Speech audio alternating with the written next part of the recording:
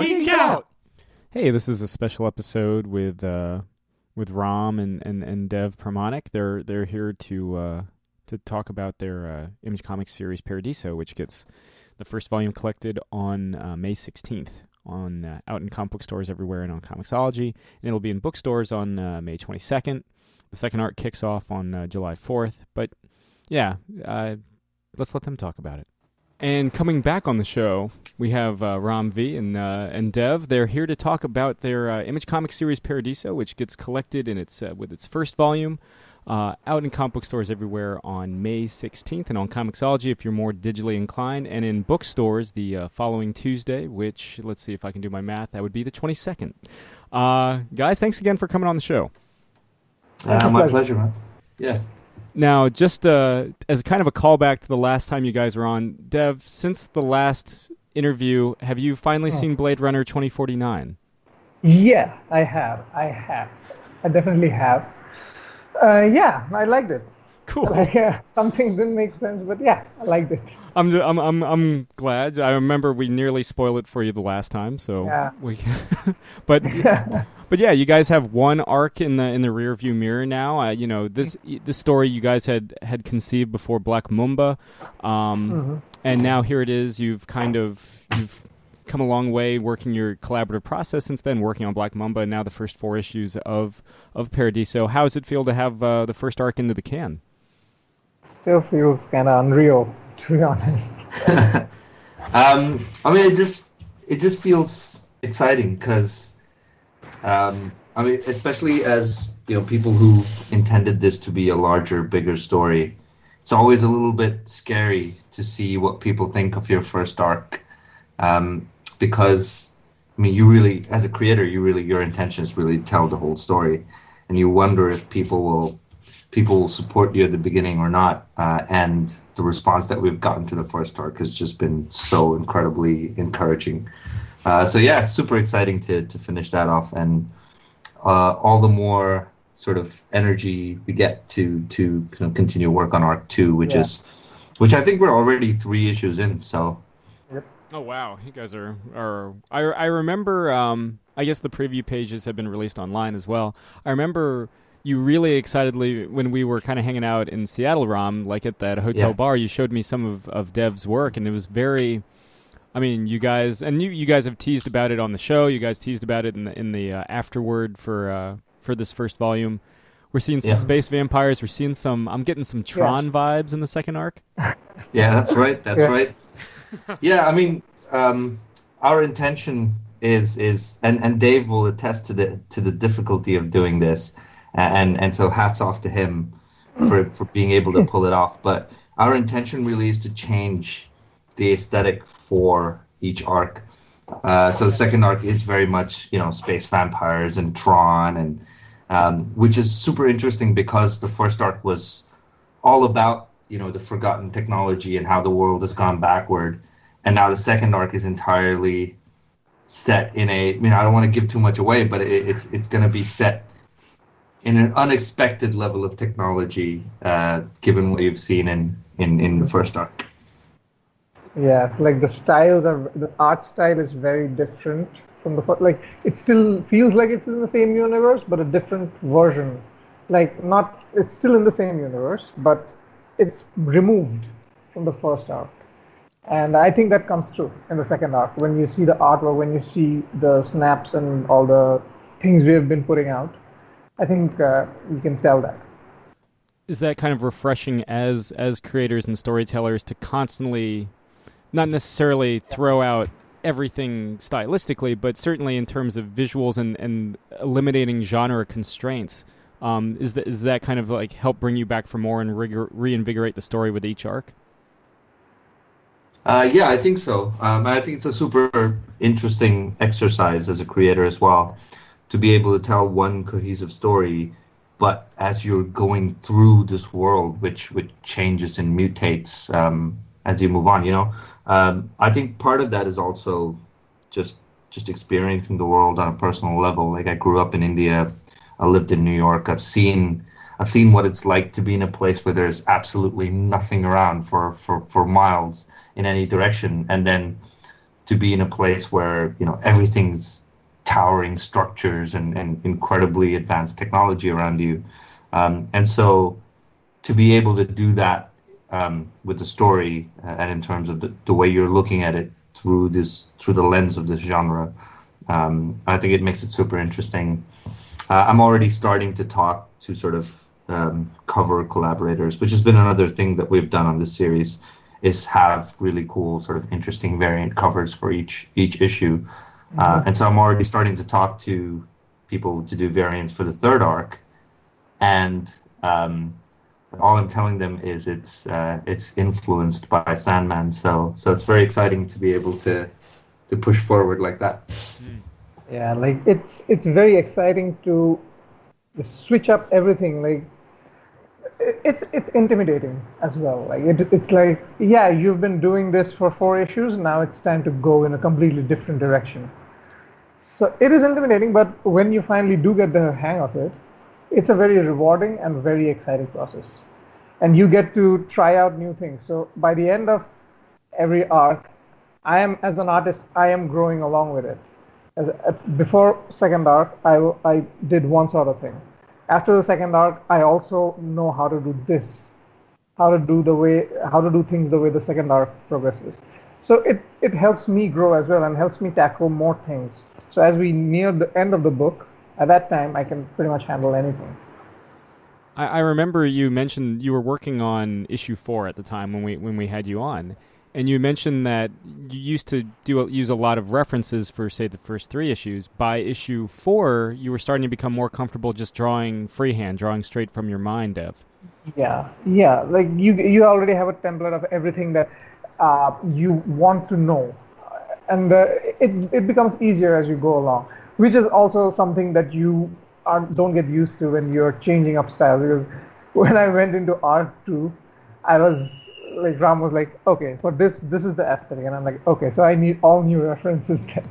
So I had to start from scratch and start again looking at references. And by the like now I'm in the third arc, and I have a very set idea of the aesthetic that we were looking for. So yeah, I think that'll keep happening as we go through the arc. I mean, the difficulty of it aside, it's also super exciting as creators to have that sort of refreshing thing.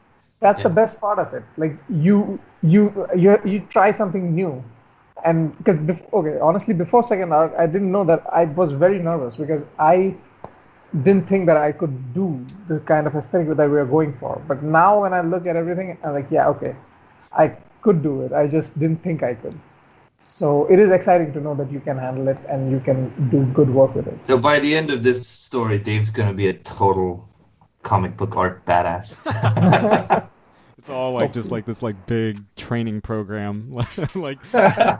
We got Ram as like Mr. Miyagi, just kind of like doing the wax on, wax off part.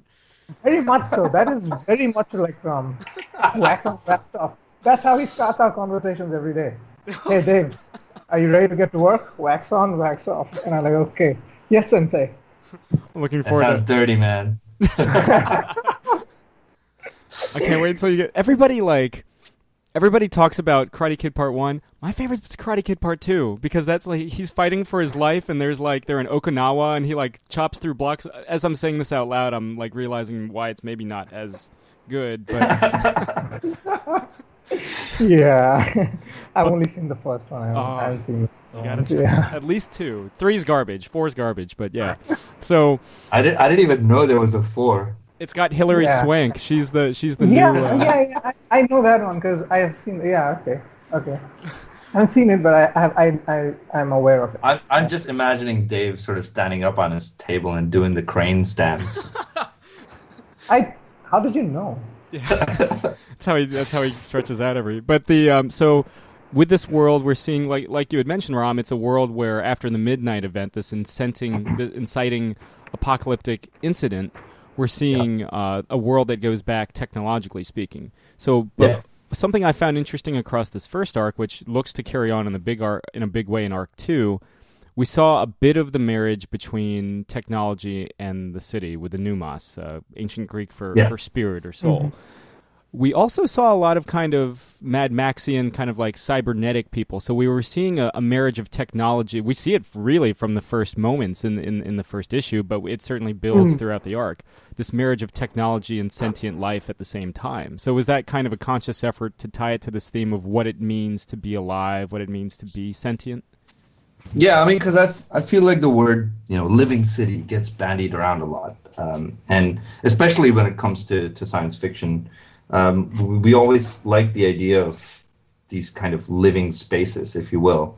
But no one quite explores that from the sort of spaces perspective, if you will. No one explores what it would be like to actually be a living city. If you're living, you have existential purpose. You have ideas of what you want to evolve into. You make choices, good or bad, and so I've never seen it explored from that perspective as to, okay, what drives these choices? What does a living city fear? What does a living city desire? And I feel like those things like fear and desire and purpose, if you will, are intrinsically tied to being human. And so if a city, which is the product of something human beings made, perceives itself as alive, then it faces all of the same sort of existential quandaries that we do. And so its exploration of those things is what you see reflected as this marriage of technology and the city, if you will.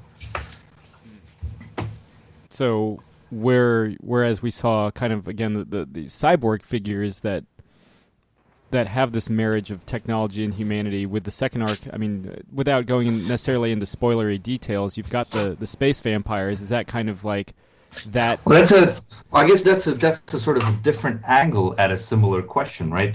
So all these cyborgs, they exist, and we get hints as to the city kind of building them, if you will. I think in issue 3 of the first arc, you get hints towards the fact that, okay, maybe the city is building these things and that they have a function. And so now we're asking, with the space vampires, we're asking the question of, can you perceive of something that you didn't design, but can you see a place for it within your ecosystem? Which is something we as human beings have to do every day. We contend with unplanned digressions from our plans of life. Someone ends up, being in an accident and has to contend with that. Someone ends up having a kid and having to contend with that. Or you fall in love when you were intending to move away and work in a job in a different place, and you have to contend with that. So what's it like when the city finds a group of people living within her that she didn't plan on, but has to contend with it? So that's a super interesting direction to take it in for me. And it also overlaps with what I think is another major theme that we're looking at, which is the sort of marriage between theology and technology that exists when you're living inside a living city, if you see what I mean, where people don't understand why the city is living, and so you perceive the city as a god, or you could perceive it as advanced technology. And are those things as different as we think they are? And so those are the kind of questions that we're exploring. Right. With from a design standpoint, how's it been kind of designing both? Because you're designing a very different vision of Paradiso into the second arc. Again, the first arc is very kind of Mad Max, very there's shades of Neo Tokyo in there. Dev, you live in Bangalore, probably the tech capital of India, the third largest city or third most populous city in the country. Yeah. Is that something that kind of informs creating the look of these? I mean, not to say that there's like cyborgs walking around Bangalore, unless there are, in which case I need to go to Bangalore right now. But how has that kind of been designing both this technological merger and even technology on a theological level, this kind of technocratic society? Well, to be very honest, the design that we went for with the second arc, like Ram, when he came to me with the second arc, he was like, okay, I want this to feel very streamlined. It has to be streamlined. It has to be very like it was built in a way that makes you think efficiency and smoothness. So those were the words that were always going through my head whenever I was designing anything in the second arc. As for Bangalore, yeah, Bangalore is very it is technologically very, like it is a bit higher up when you speak technologically, but infrastructure-wise, yeah, no. I don't think I could take any inspiration from that. But those were always in my head, the smooth and efficient, because without going into spoilers, the people we designed in the second arc, like they're supposed to be like, they are the people who know what they're doing. So the things they use will be like that. It will be very streamlined. And sorry, just to interject, I guess what Dave's saying is these are the people who are familiar with advanced technology, for whatever reason, and you'll see that reason. And you ain't getting any more out of me. That's all the spoilers you're gonna get.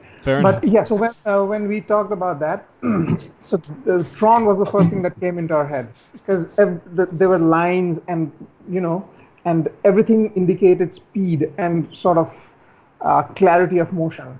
So I took those into account and tried to make a place which seemed like it was very streamlined and absolutely seems very perfect to us. And so that was kind of my inspiration for the designs in the second arc. And also there's this thing that Ram said about theology and technology, right? So the thing about this was, if you go into this place as a commoner, we are outsiders to this book, right? As a reader, it will look very much like, some parts of it will look very much like if someone worshipped technology, we have Noira, right? So Noira is kind of that character in the book who worships the technology that was. So to someone like her, from her perspective, all this looks almost like a godly vision sort of thing. So that's the kind of thing I was going for. Like, it looks very streamlined to them and to us, but to the people inside the book, it looks almost like almost like a temple or a church or something with religious artifacts full of things that have descended down from the heavens themselves, kind of like that. Right. The idea that cities by their very definition are designed to be multi-generational. They're designed to outlast, ideally, the people that first construct them. So exactly. Right. So like the older buildings become sort of like symbols more than just structures.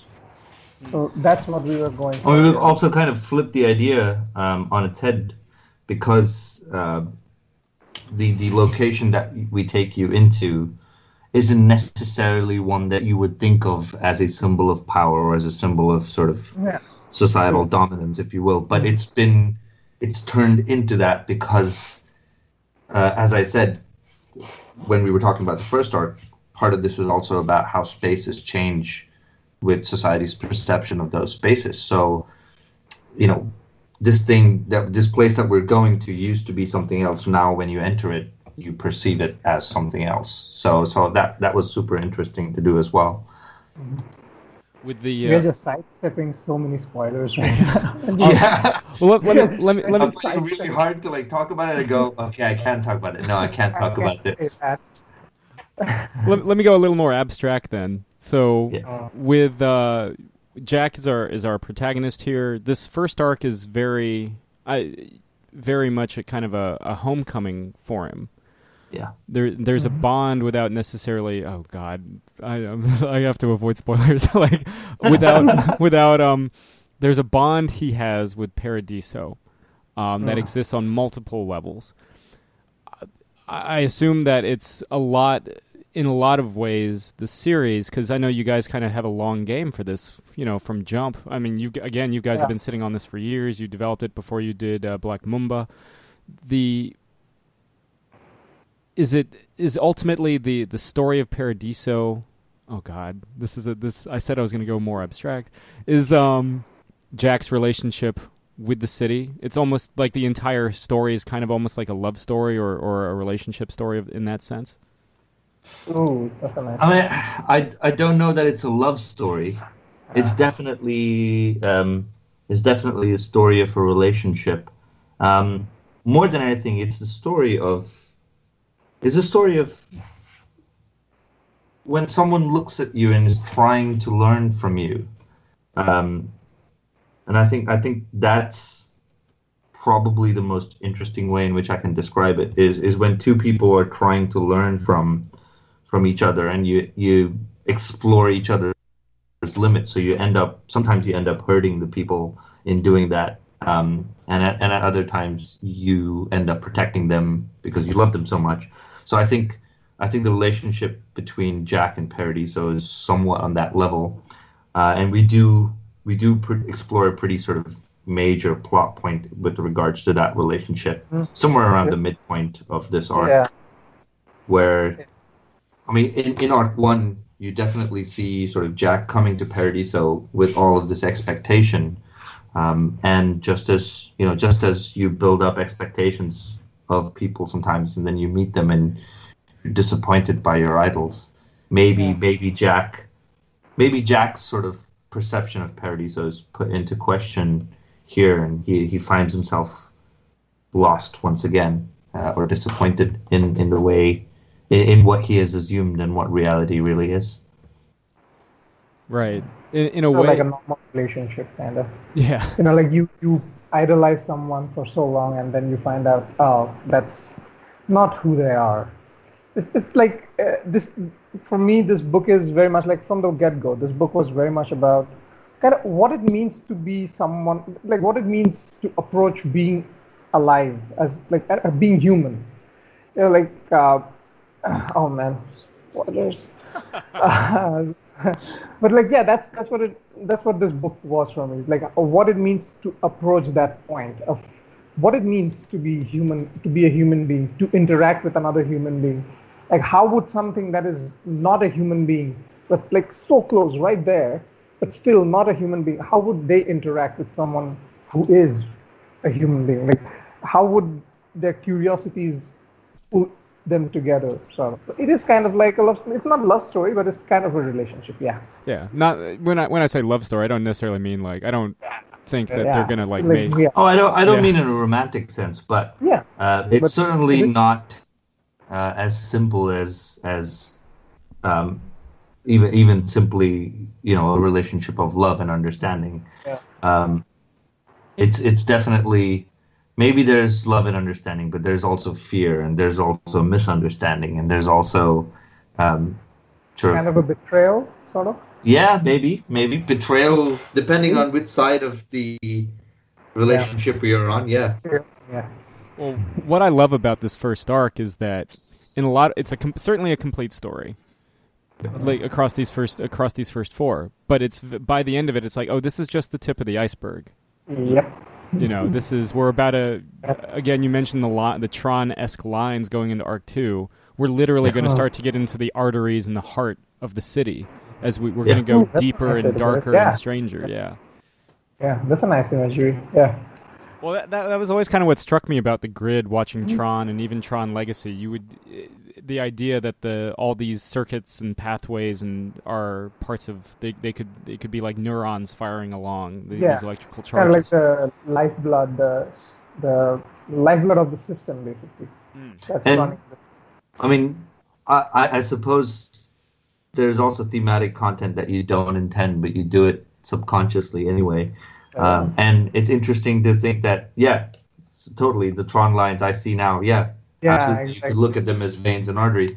And we also do this thing where we're descending into the city for the first time. You've always seen the city from the surface as this thing that spreads far and wide. But for the first time, we're going into the city. We're going under the city, and so we're seeing what's under the surface. And so there's interesting things there. If you've looked at the solicit for the first issue of the second arc, it says an inverted metropolis, and that's genuinely what I look at the second arc as, taking place in this undercity, if you will. which is, I presume, and you can neither confirm nor deny where the vampires come into play. Oh yeah, absolutely, absolutely. Do come into play. Yeah, we can confirm that. But the question of how and why they're vampires is far more interesting. Of course. Though having said that, it's got to be cool as hell to draw some vampires. Yeah, it is actually pretty cool to draw them. And they're pretty badass vampires too. Yeah, so. I had a bit of trouble at first because the aesthetic we went for was with. Yeah, I think the first thing I sent Dave when I said, let's do this for the vampires, was I sent him a video of the Robert Valley Aeon Flux animation. So, yeah.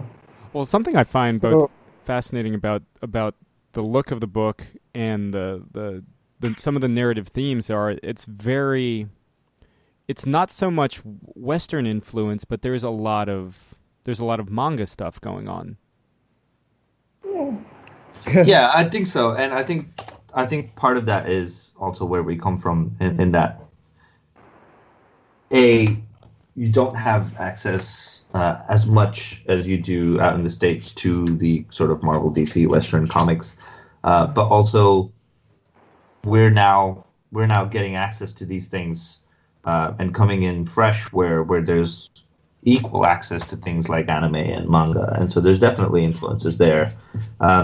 In terms of my storytelling influences, part of it obviously is from the Western tradition. You can see, bits of Mad Max in there, bits of Star Wars influence in there, and Tron and whatnot. Sure. But also, I'm equally influenced by things like Akira and Ghost in the Shell and what was that? Pluto. So definitely a crossover between the two influences. I think sometimes in the art, you can look at a couple of panels and you go, "Whoa, that looks exactly like a manga would," and I'm pretty excited by that. Don't you think, Dave? Yeah, it's pretty cool. Like, manga is awesome. Like, my first manga I really enjoyed was Vagabond. I don't know if you read it. It's about this legendary swordsman. What is his name? Mitsurugi, I think. I'm not sure. But it's about this legendary swordsman, and the art in that was mind-blowing. The storytelling was mind-blowing. Everything was so brilliant. Like, before that, I had a very stereotypical notion of manga. Like, very much the only manga I knew were, Inuyasha or stuff like that, which I saw on the television. I didn't even read manga before that much. But once I read Vagabond, then I got into manga. And I was like, okay, this art form can do so much more. Like, don't get me wrong, Inuyasha and all those stuff that we watched on the TV, those were awesome. But when I looked at Vagabond, I saw that it was manga, but it also did so many cool things with the art that wasn't just, like rambunctious and huge. It was very subtle, the storytelling was very subtle. But there was also these action scenes which were just mind-blowing. So after that, I started reading more manga, and I can definitely tell you that reading those things has made me evolve a lot. Like, than I would have if I had just stuck to, the Western influences. So definitely a merger of both influences is something that helps our book look really good. Like, there are points in the book where Ram will be like, I want this shot to look like it came directly out of a manga comic. And I was like, I know you now. I know that you wanted that.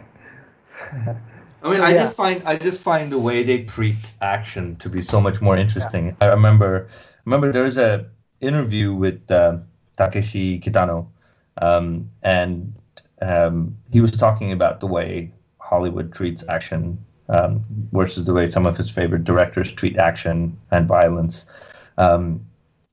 And you can definitely see there's a Japanese tradition of the way they treat violence and action, and there's a Western tradition in that there is a sense of poetry even to the most violent thing in Japanese fiction, manga, movies. And so there are definitely scenes where we want the violence to feel poetic in Paradiso. There's a double page spread in issue 4 where you can see Honeybad kind of really take down like maybe 15, 20 vehicles at the same time. And to me, that's such a manga-esque page. Yeah, absolutely, with the speed lines and everything. Yeah. I mean, first off, I'm half Korean, so that's kind of a bit of it's in my DNA. And I mean, Nice. I grew up watching like Dragon Ball and stuff before branching off to like Kenshin and Trigun. Yeah. So it's something. Having said that, this book has a lot more grit than a lot of. I mean, there's certainly kinetic action sequences, but some of the stuff, and I'm probably getting my nose brown a bit by saying this, but some of the stuff I love about Dev's artwork here is that you can't really tell the way it, like a city, the way it kind of blends. You can't tell where the pencils end and the ink start. Like there's that kind of seam. Yeah. Yeah. That's something that I like. I like doing that because. It's a very personal taste here, but I really like it when you wash something in black, but you see parts of the inks which are like lighter than the rest. Like sometimes, like if I did that in the second volume, I think that would look sloppy. But when I did the first arc, that actually helped the artwork because it gave it that gritty feel. It felt like someone had gone in with the brush and just thrown down the ink instead of being a uniform shape. So that's something that I like doing, giving it the feel that it's rough around the edges. So that's the aesthetic I really like about it. And that's when we first talked about how we changed. But that will totally change in Arc 2. Yeah, exactly. That's no more. That's there no more. So yeah, that's something I did very consciously, and I love doing that. And Ram, please, I want to go back to that. I'm trying to think what again, without going into spoilers, what a Sandman art style would look like.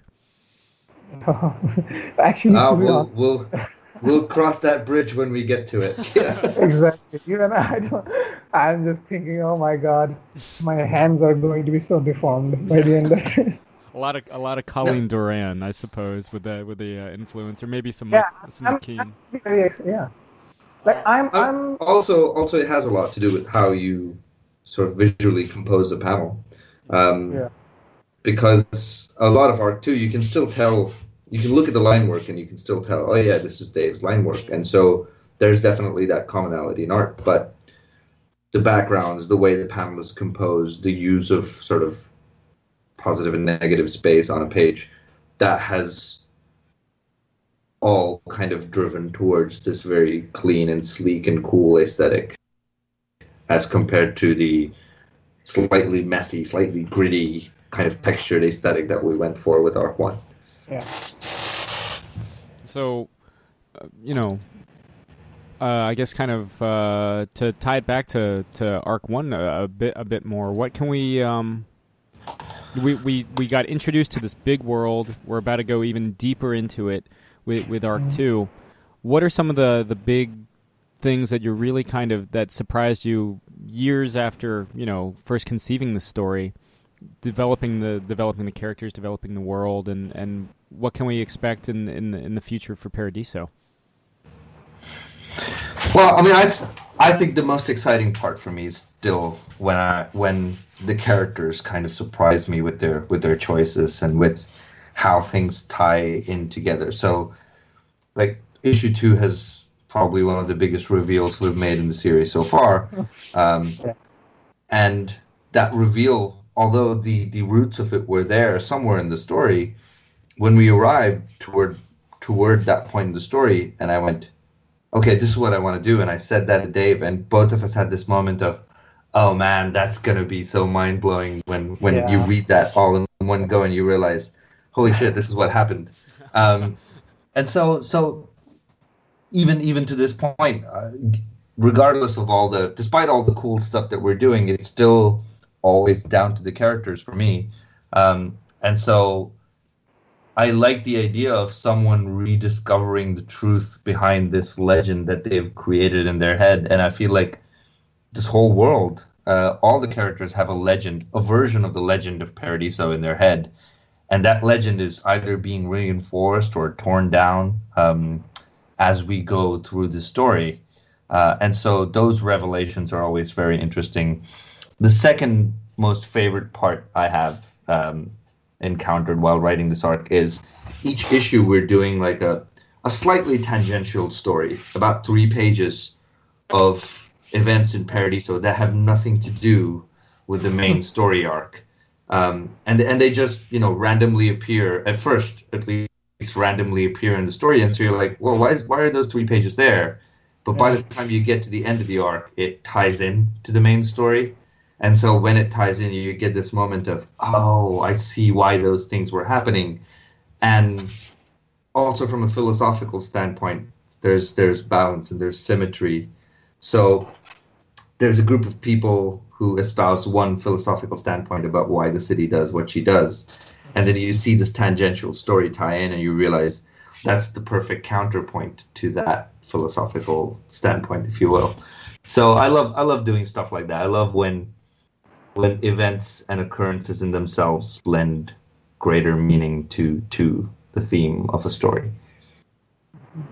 Like for me, it would have to be the way the world turns out. Like before we go into an issue or even an arc, we talk about it, and Ram is like, "This is what I want to do with this," and like I have several ideas in my head of how it's gonna look, how the characters are gonna look, and eventually when the character turns out, like when it's there, like okay, this looks cool, but as a comic book artist, you have to keep doing that. You have to keep the thing consistent. And the one thing I regret from the first arc is I don't think like there is a chance, but I don't think I'll be able to get to draw Aquarius Point again, because that was a big surprise for me. Like I had a very clear image in my head. Me and Ram, Ram had a very clear image in his head, and I had a few ideas, but we had a lot of trouble like getting to visualize that completely. So finally, when it came out, that was a very, very nice moment for me. I was like, oh, this looks awesome. And same goes for Watcher and all the cyborg characters, the way they have evolved artistically as I have gone through the issues. Basically, seeing the world develop, like not just in an instant, but as we go along, making it look like it's there. It's not just there in an instant, gone the next. It is there, and we are seeing things develop as it goes along. That's a very good feeling for me. So something that we ask everybody that comes on, as you guys may recall, but what are you guys currently geeking out over? I'll go first. I just got, in a completely different discussion, I got given the script, or at least I got to look at the script for the pilot for the Netflix show Alienist. And it's written by someone I really enjoy when it comes to writing film scripts. And he'd written the film script for Drive, the movie, as well, Hossein Ami. And just looking at the sort of TV show and then going back and looking at the script for it is pretty cool. It's pretty cool to see what choices they left out, what choices they made, and it's such a good TV show. So I'm really enjoying The Alienist right now. It also feeds into, so I'm working on other projects as well, and a lot of them are sort of tending towards this sort of dark, melancholy, semi-horror space, and so really enjoying the fact that I'm watching something in a similar space. Nice. I don't really know. Last time it was Darkest Dungeon, so I don't know if you're still playing. Yeah, I'm not playing that much right now. Actually, it's been a very tumultuous couple of months for me. Like I bought a laptop a while back, and then it broke down like within 4 months, and then I'm having to like deal with the people. So it's been very crazy. But yeah, I'm geeking out about. I'm not like I won't say geeking out because I haven't given that much consideration to anything other than Paradiso. That much of my But headspace. this will also tell you how much Dave is kind of locked inside his own headspace. Like he's moving at the end of this month, and he still mentions the laptop as the most tumultuous thing he's had to do over the past couple. You're moving places. You're going to be living in a new place. That's probably more. The thing is, if everything goes smoothly, I don't have a problem with it. But this laptop thing is really because I actually bought it from my hometown, and now I am in Bangalore, and they say that for this to be fixed, I have to actually ship that thing back to my home. So I'm like, I don't want to take that. It's crazy, man. It's crazy. But yeah, I'm moving. That's that as well. I'm moving. So that's interesting. Yeah. So it was what, Kolkata? Honestly, huh? It was what? But also shout out to God of War. Oh.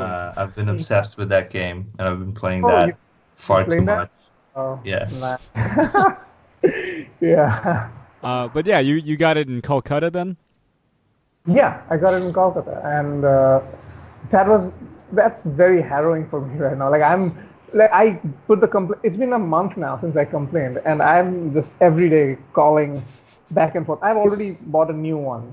That one is just sitting there, and I have to just send it out to get it refunded or replaced back at my place. Yeah.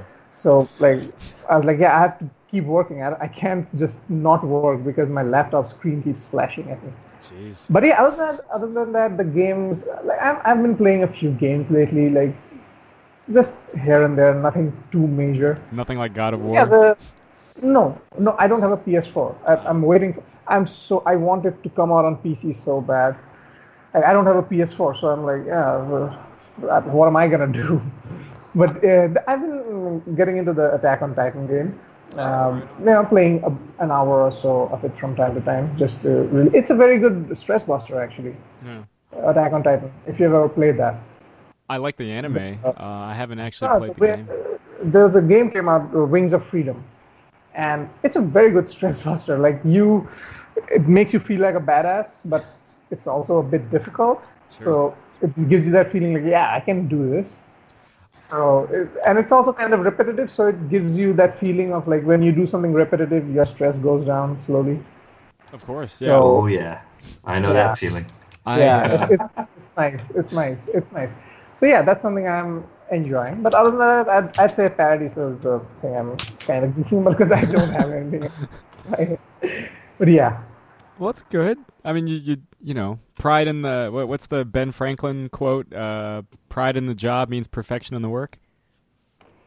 Yeah, but honestly, if I did, I'm not sure Dave wants to listen to someone telling him about perfection in his work because he's just like, oh man, I've been slaving over this page. I have to get it done. But if you gave Dave and you told him that you have no deadlines, continue working on it. He'll work on the same page forever. Yeah, that's a thing. That's a thing. That's a thing I do. By the way, it's very hard for me to, leave. That's something actually. That is something I've had to learn through Paradiso. Like I have a very hard time just being like, yeah, this is done. So in the course of Paradiso, I've had to be like, yeah, okay, this page is like optimal. It's still like the best I'm gonna do, but I'm like, oh, okay, I could do better there.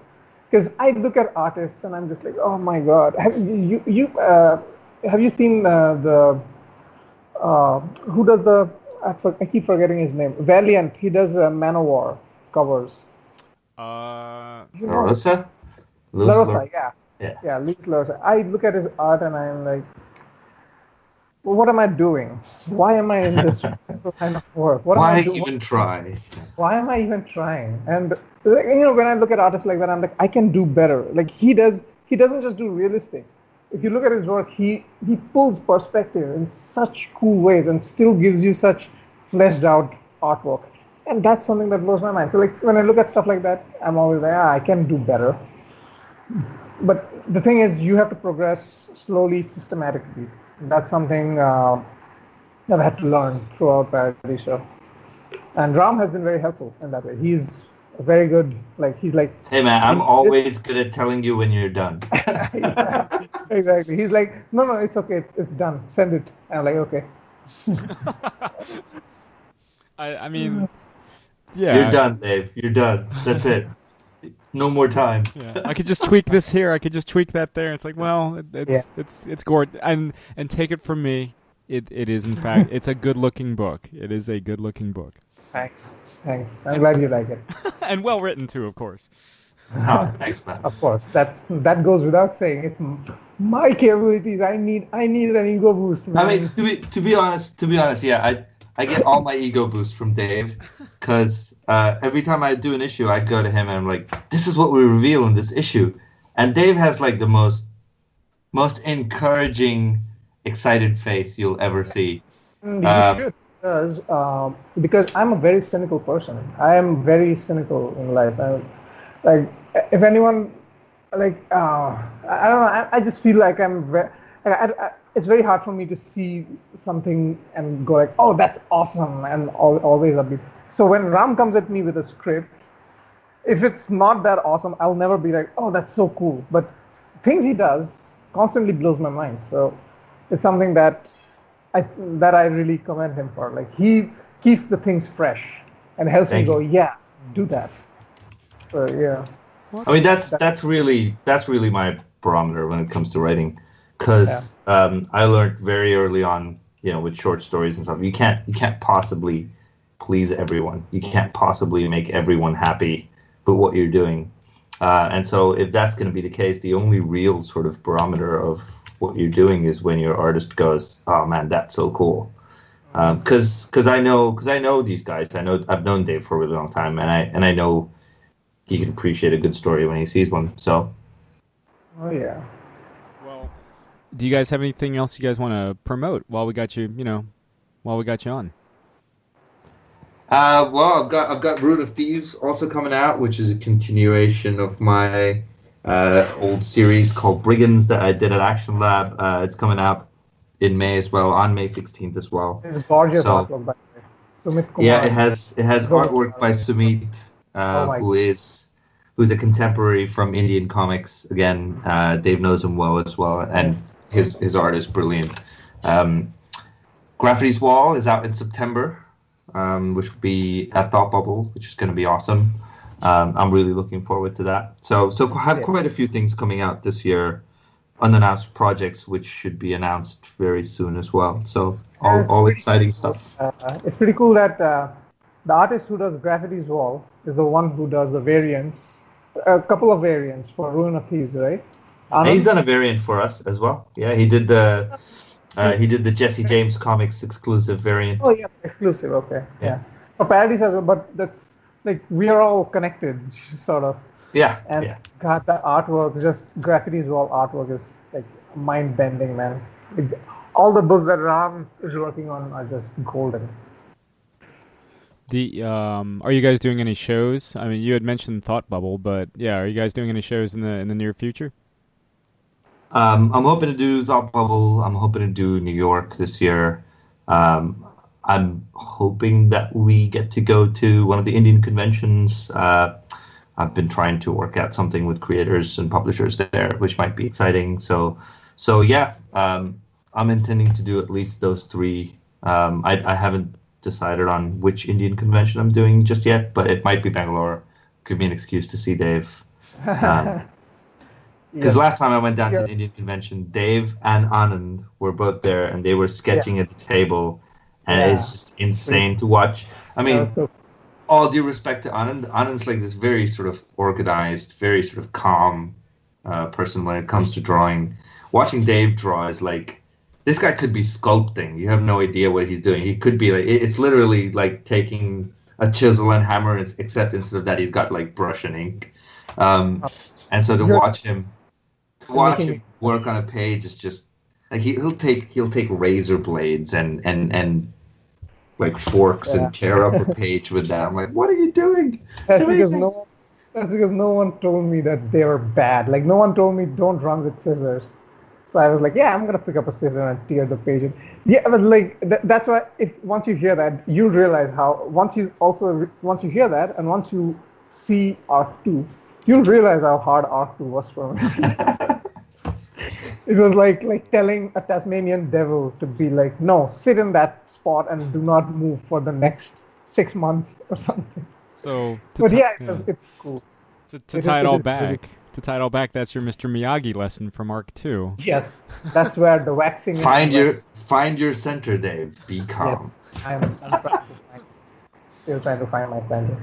Well, again, the first volume of Paradiso out in comic book stores and on Comixology on May 16th and in bookstores on May 22nd. And you can get issue 5 kicking off the Tron-esque space vampire tinged second arc on July 4th, Independence Day, out in comic book stores and Comixology everywhere.